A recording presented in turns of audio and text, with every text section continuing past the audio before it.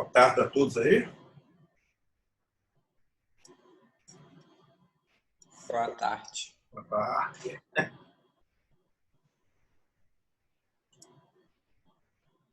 Está escutando aí. Então, vamos lá para a 8ª palestra.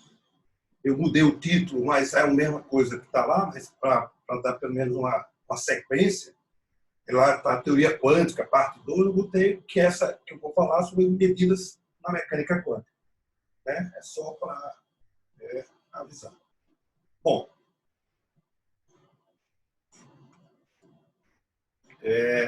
então, a gente estudou até agora, né, algumas palestras, estudou o que a gente chama os objetos quânticos. Então, os objetos quânticos faz desde um elétron.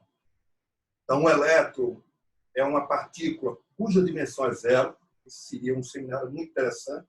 Mostrar o que é que significa uma carga que tem massa e é pontual. Isso é um problema que chama-se eletrodinâmica quântica. Então, você vai do elétron, que é do lado esquerdo, essa mancha que está aí, o próton, nêutron, moléculas, até chegar em coisas quase tamanho macroscópico. O que é que ele tem em comum? É que esses objetos quânticos, eles são, né, satisfaz comportamento ondulatório.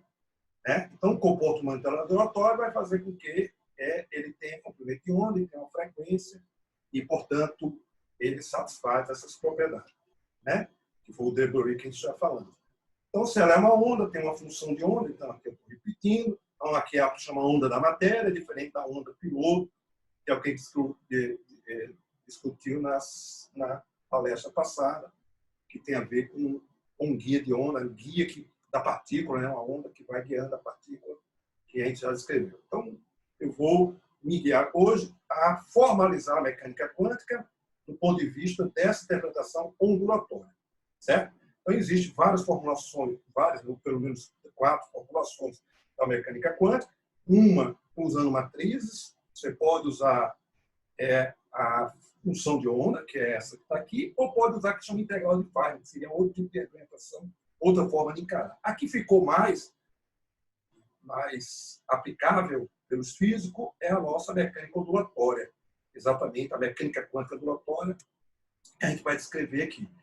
E tem uma história interessante, que quando começou a mecânica quântica, o Bohr chamou mecânica quântica, né, que é ligado com matrizes.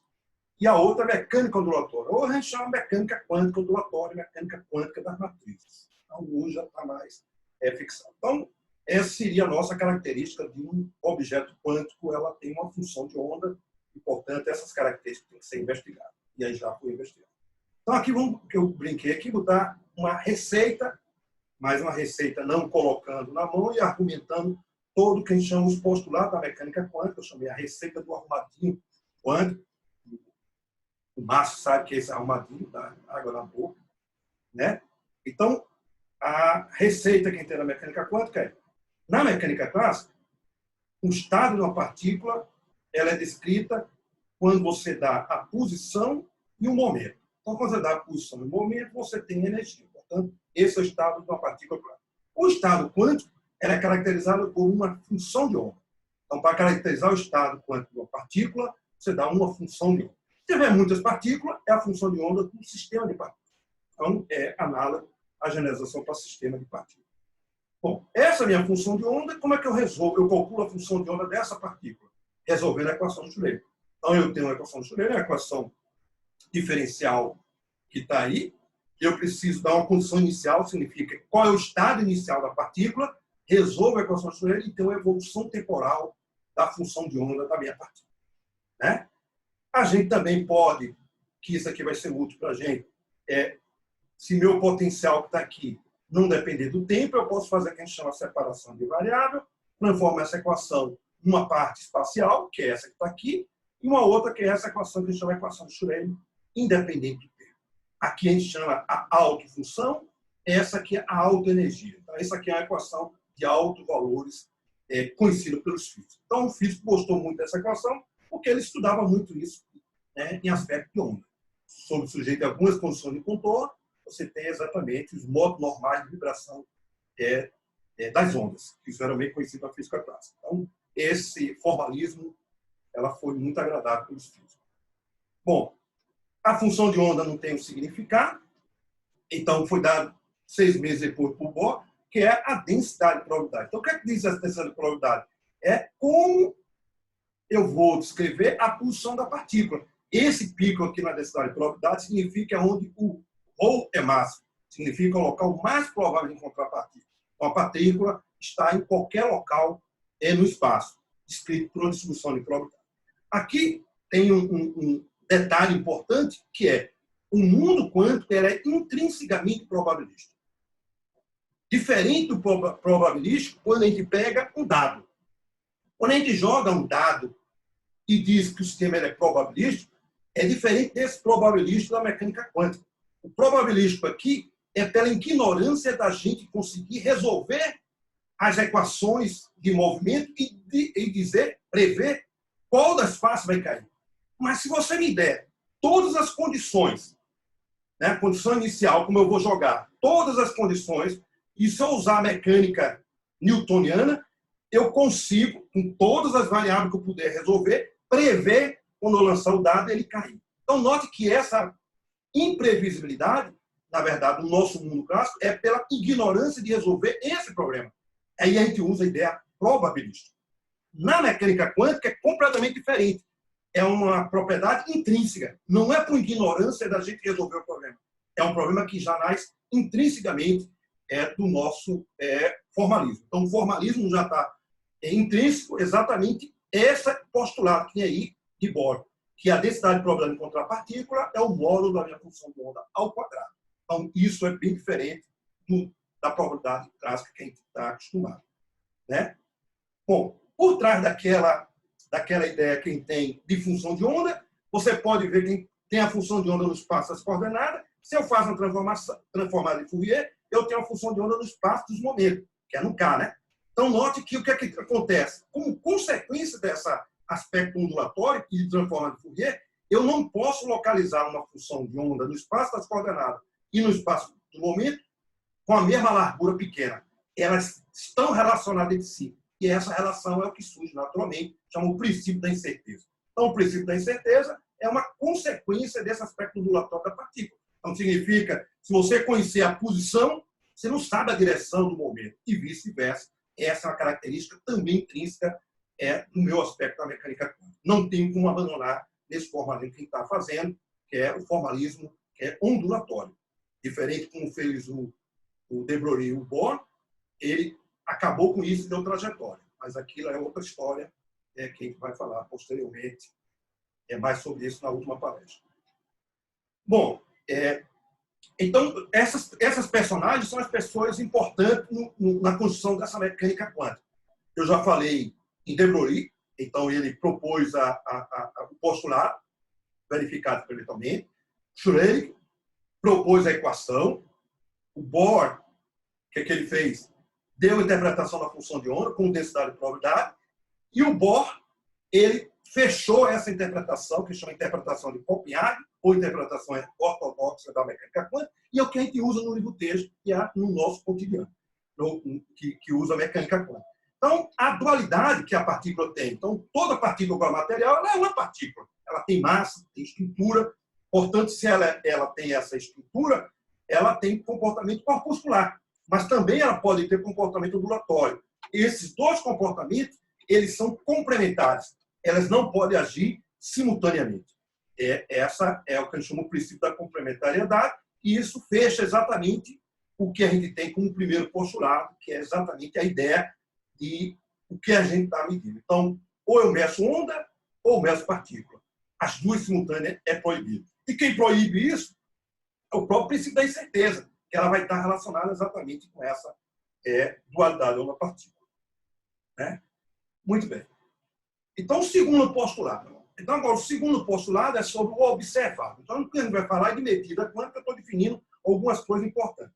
Então, na mecânica quântica, agora a gente vai entender exatamente isso aí, todo observável, o que é um observável? É toda a grandeza física você mede no laboratório.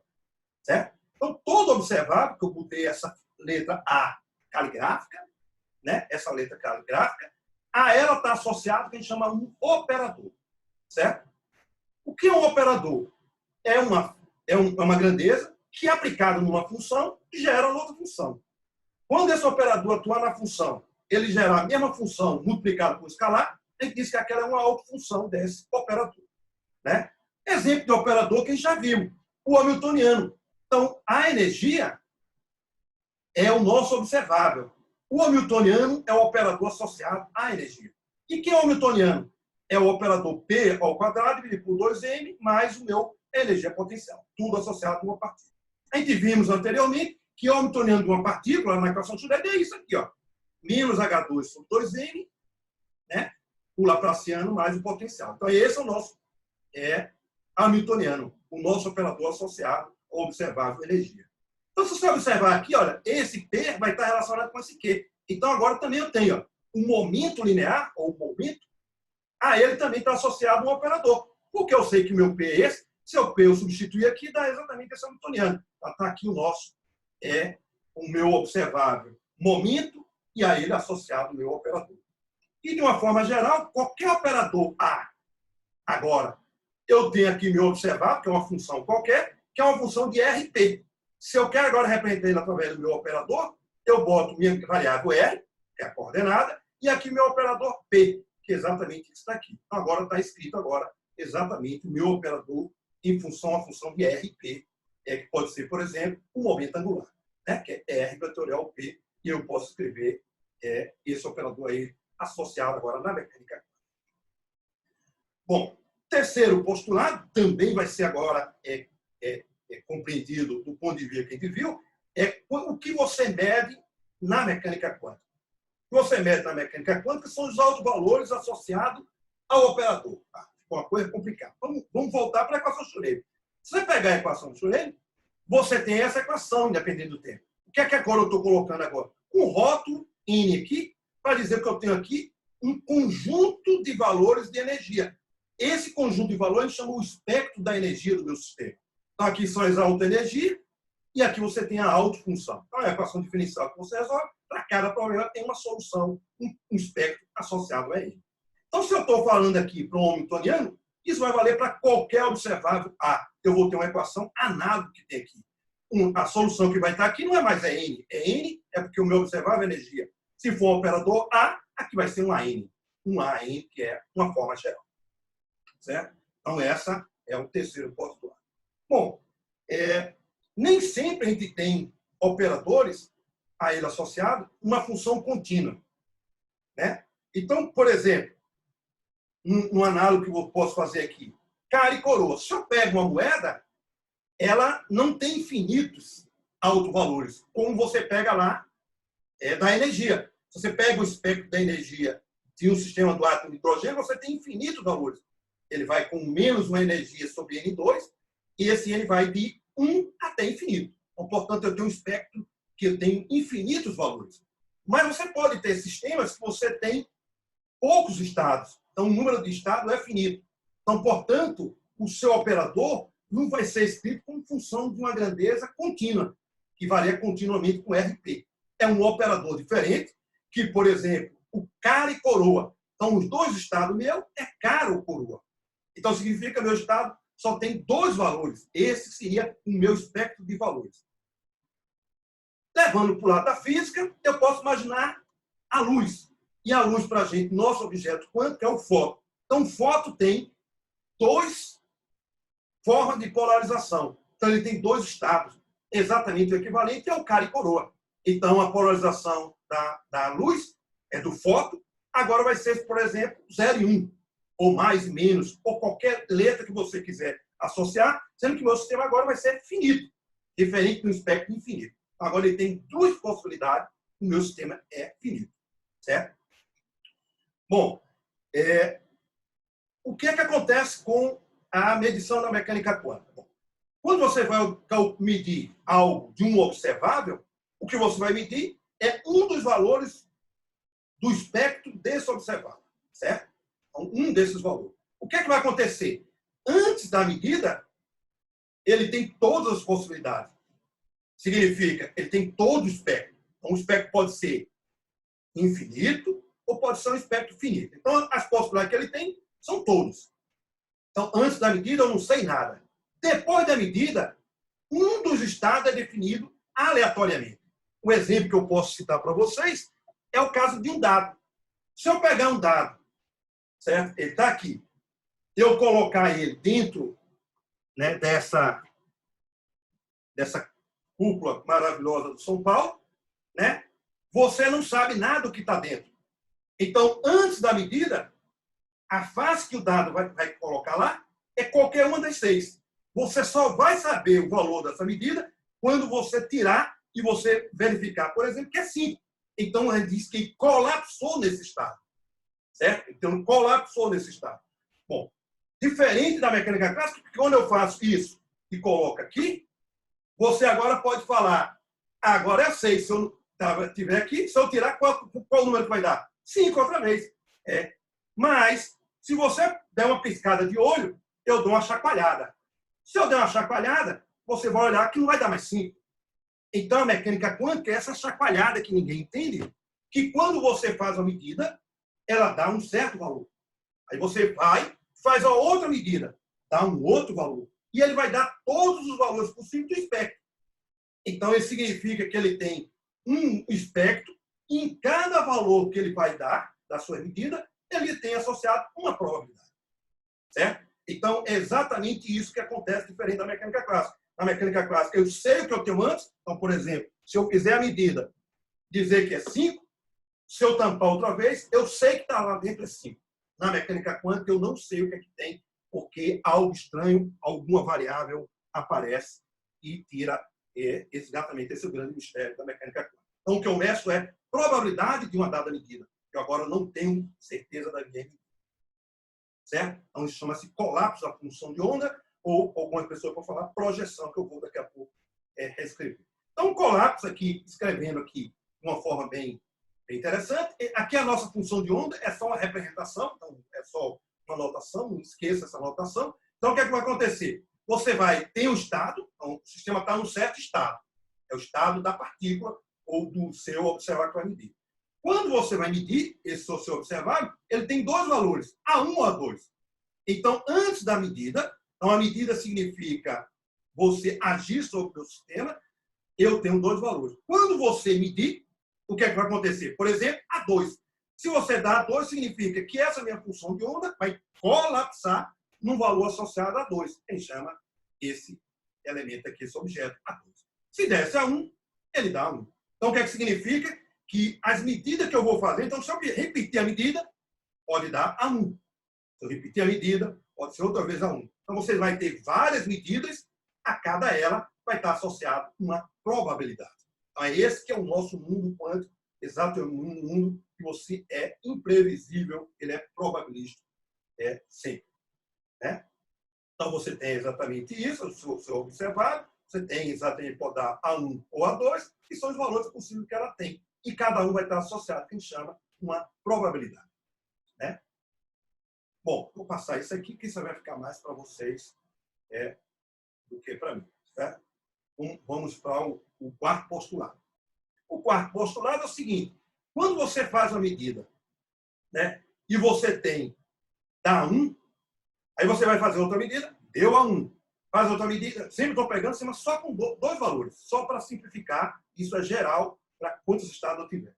Então, você vai repetindo e vai medindo o que a gente chama de frequência. Né? Então, a frequência é o que é? É um número de vezes, então você faz N medidas com as mesmas condições que você está inicial. Então, você faz a medida e vai medindo. Então, você tem aqui N1 dividido por N, é a que a gente chama a frequência de ocorrer a medida A1. E N2 dividido por N é a frequência de ocorrer A2.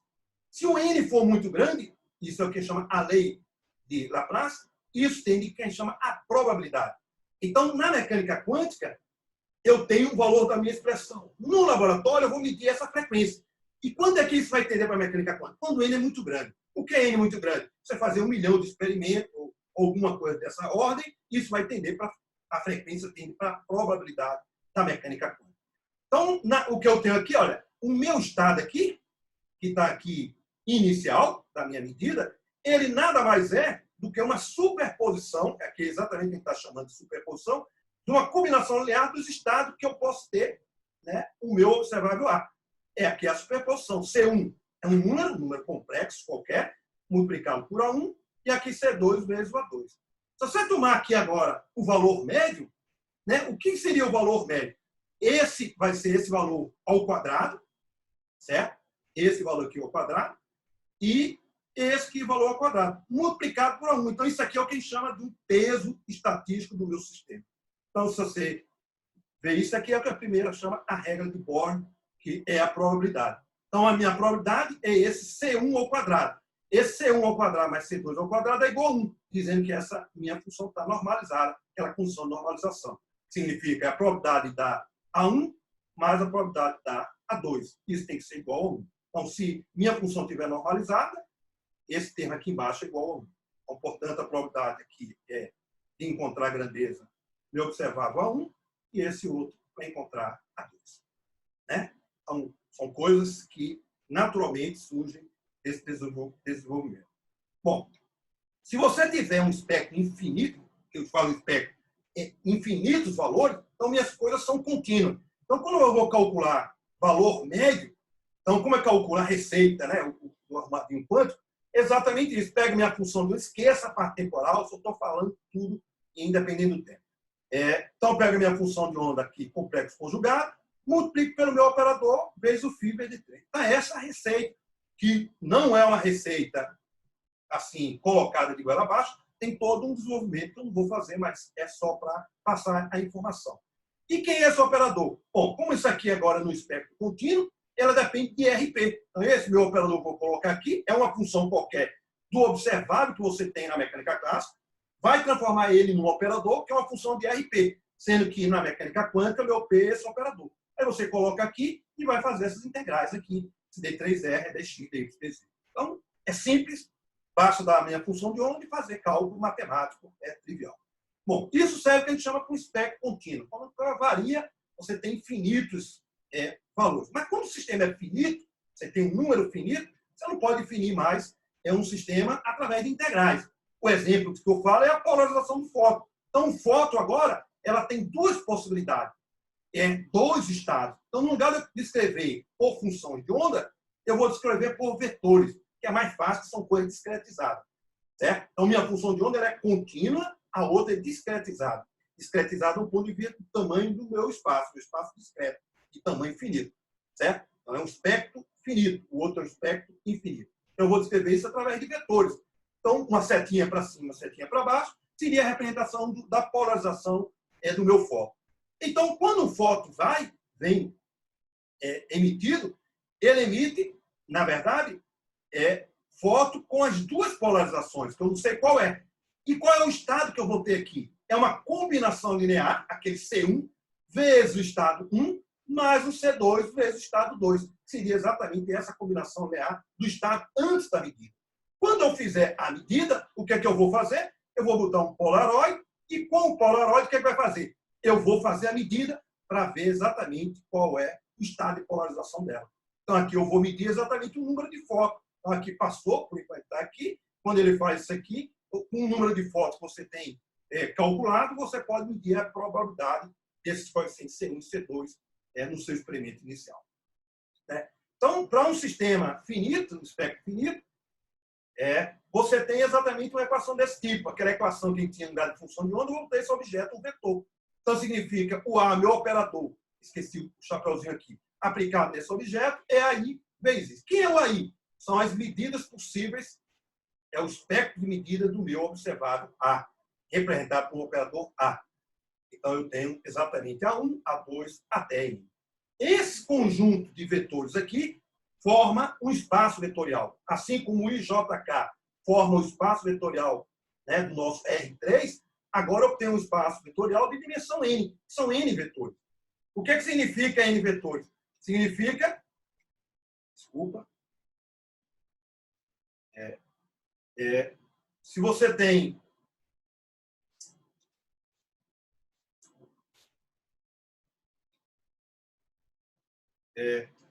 Bom, aí o que é que vai acontecer? Você agora vai calcular o valor médio do meu sistema. O valor médio agora não é uma integral, é uma soma discretizada. Então, onde o I vai de 1 até N. Então, você tem um AI e a ele associada à probabilidade P de AI. Né? É que essa exatamente é o nosso problema da minha função de onda. Então, minha função de onda agora, que eu vou chamar de um vetor, de um estado, ou ket, como chama na linguagem de Dirac. E o que é que ele é? Ele é descrito como uma combinação linear desses dois vetores, ou desses dois estados, A1 e A2, associado ao meu observador A. Então, meu φ é essa combinação linear do meu sistema. Certo? Então, exatamente isso que é o meu estado inicial, lá da polarização, ou qualquer estado de 2 níveis. Então, a minha probabilidade agora, então agora eu vou chamar o nome, no lugar de é o teorema da projeção. Então, o que é que acontece? Quando você tem um seu vetor, você tem a componente A1 e a componente A2, pensando no sistema com dois estados. Então, quando você vai calcular a probabilidade, você está fazendo o que a gente chama a projeção, pensando na forma vetorial, a projeção desse estado ao longo dele. É fazer o que a gente chama o produto escalar. Exatamente isso que eu tenho, exatamente aqui o postulado da probabilidade de encontrar uma dada medida. Isso aqui é o que a gente chama o produto escalar. E nada mais é aquela coisa que a gente tem lá em álgebra, que é eu tenho um vetor, multiplico pelo vetor i. Eu tenho uma projeção do meu vetor ao longo desse x. Se eu multiplicar escalarmente com o vetor j, eu tenho a projeção do meu vetor ao longo desse j. Então, isso que eu tenho aqui é a mesma coisa de produto escalar. Certo? E aí eu tiro um módulo ao quadrado, que tem uma explicação, mas está aqui, está dado aqui exatamente o nosso último postulado. Né? Bem? Bom, então aquilo ali é o que a gente chama a nossa receita, e com aquilo os físicos trabalham e os físicos resolvem tudo. Bom, existem mais coisas complicadas. Eu vou falar agora, nos últimos 2 minutos, o que é que chama-se embaralhamento quântico. Então, tudo que agora a gente está falando é de uma partícula, ou de um fóton. Agora, imagine que eu tenha 2 fótons, ou a gente chama de um sistema 1 e um sistema 2. O que é que acontece com o sistema 1 e o sistema 2? Então, eu vou chamar de φ e um estado, o φ maiúsculo e esse φ minúsculo. Então, é maiúsculo, né? É φ, né? Aí, agora eu tenho o que a gente chama de um sistema agora composto. Então, eu tenho 2 sistemas independentes, 2 fótons. Agora, eu tenho um sistema composto. O que é um sistema composto?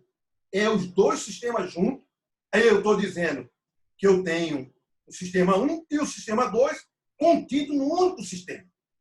Você vai entender daqui a pouco no experimento de fóton. Então, aqui, agora eu tenho um sistema composto. Significa que esses 2 sistemas não estão independentes um do outro.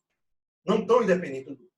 Então, você tem o que a gente chama de um estado composto. Então, você pode ter um estado φ e φ aqui. Significa que o fóton 1 está nesse estado, o fóton 2 está nesse estado. Ou eu posso ter o fóton 1 nesse estado e o fóton 2 nesse estado. Então, aqui são 2 estados que a gente chama composto. Mas note que é o produto entre os 2 sistemas. Mas você pode criar um estado que é uma superposição desses, que você nota aqui, que eu não posso agora mais decompor a partícula 1 da partícula 2.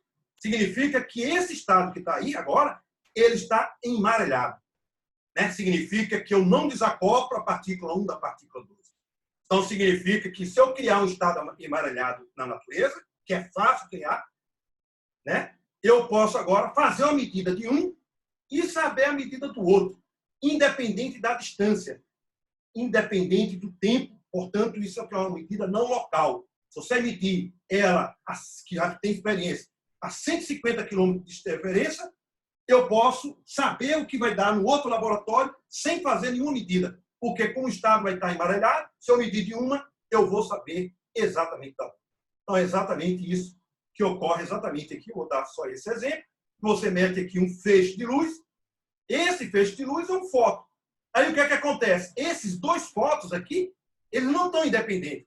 Ele foi gerado de um fóton, então tem um cristal que gera 2 fótons. Esses 2 fótons estão, que a gente chama, emarelhados.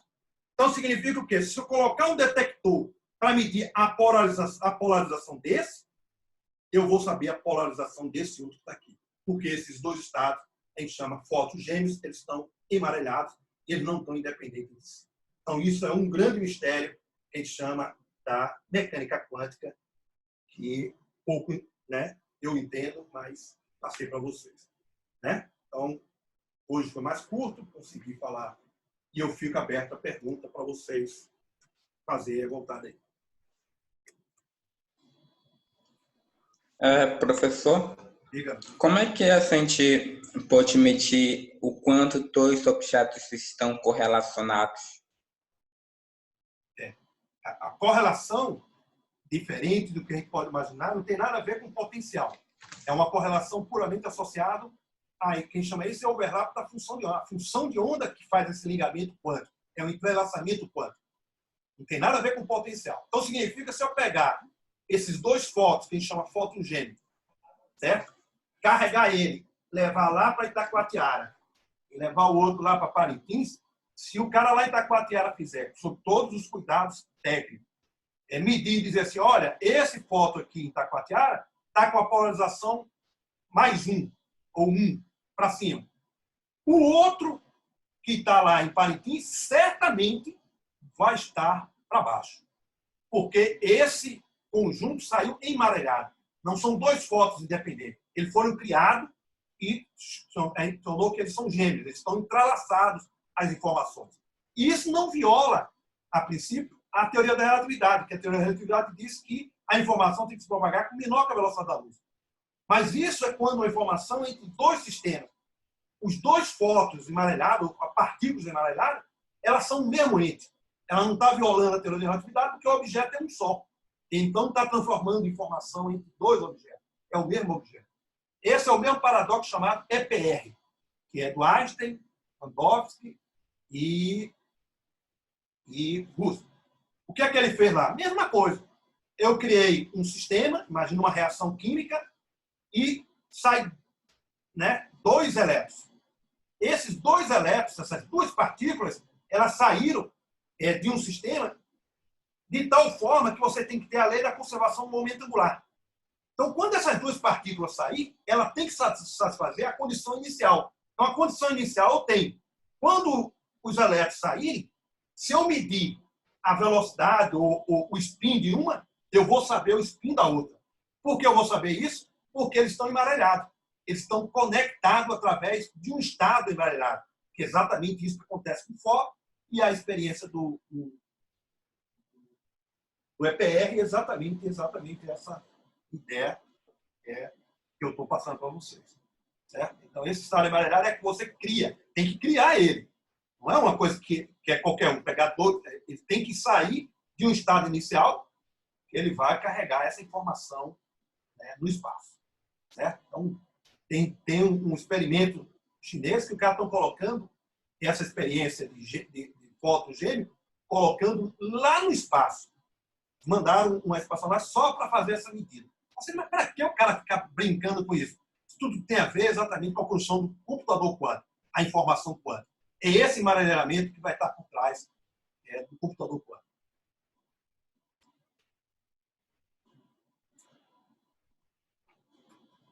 Alô? Opa!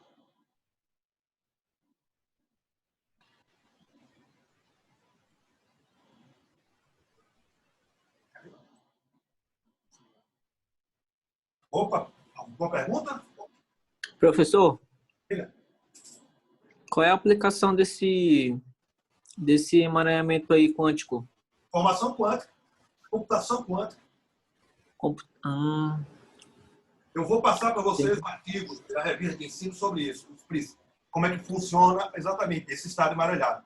E é exatamente esse estado emparelhado que, né, dá uma segurança exatamente de clonagem. Porque se você qualquer tentativa de clonagem, você destrói esse estado emparelhado.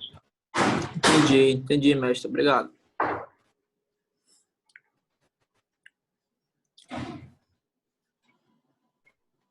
O senhor vai disponibilizar esse conteúdo, professor? Vou mandar para vocês. Tá bom. Outro dia eu vi uma palestra sobre a infecção da seta do tempo, onde os cientistas usavam consumia o emaranhamento quântico para fazer o calor circular no sentido contrário. Aí eu queria saber como é que como a gente pode medir o emaranhamento? são duas coisas diferentes. A que você está falando, a inversão da seta do tempo, segundo Einstein, para Einstein, é a única coisa que não pode ser violada, que ele acreditava nessa evolução exatamente de crescimento de entropia.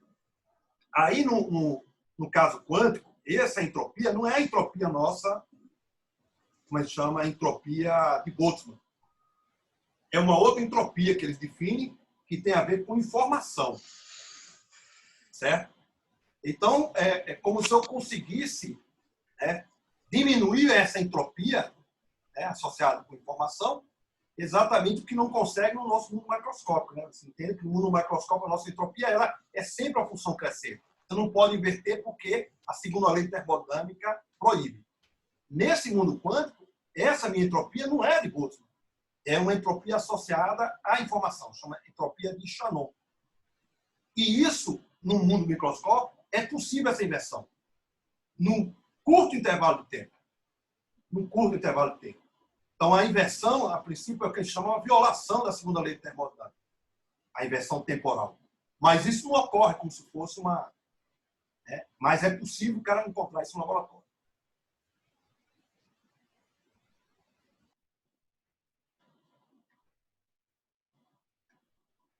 Uma pergunta?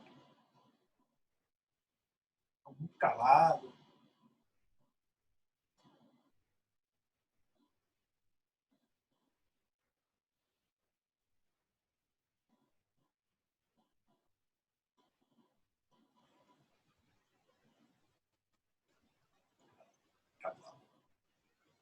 Professor?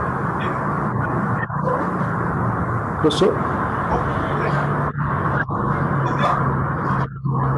Tá ouvindo, professor? O senhor poderia falar mais um pouco sobre quântica, a mecânica quântica e a termodinâmica, falar um pouco mais sobre isso aí, que a gente está vendo muito isso, né, ultimamente, tal, o pessoal falando aí na entrevista. Provavelmente vai estar caindo o tempo, vai cair o tempo, qualquer coisa que eu falar agora ela vai cair. Mas é exatamente essa coisa que o Mariano perguntou, por exemplo. Se eu vou no mundo microscópico, as minhas grandezas que eu vou definir não é a mesma coisa que eu estou vendo no mundo macroscópico. Então, violar a segunda lei termodinâmica não violou, porque a segunda lei termodinâmica vai no mundo macroscópico. A termodinâmica é macroscópica. Quando você vai para a termodinâmica, que a gente chama termodinâmica quântica, que agora é o título que se faz, você está definindo grandezas que podem violar isso. Mas não está violando a segunda lei, porque a segunda lei foi postulada para o mundo macroscópico. Então, você agora precisa definir informação, então as entropias agora, ela vai estar associada a quem? Com funções de ondas. Não associado com o número de estados que eu vou fazer contagem. Então, ela está associada com uma outra coisa. E é exatamente o que a gente chama de informação. É como a informação se propaga através desses estados embaralhados, essas informações que o cara tem a ela associada. Então, é uma área muito... tem muita gente no Brasil trabalhando, né? Muita gente que eu falo, razoavelmente gente lá na UNB que eu conheço, na USP, que trabalha exatamente nesses detalhes, nessas entrelinhas que o próprio Einstein dizia que não acreditava que alguém ia violar a segunda lei termodinâmica. No mundo microscópico, eu consigo violar. Né? Porque eu tenho definições diferentes, o aspecto é diferente, o mundo é diferente. Né? Então, isso é uma coisa, a mecânica quântica é cheia de informações estranhas e essas coisas estranhas que vai ser usado nas tecnologias, já está sendo usado no computador quântico. Né?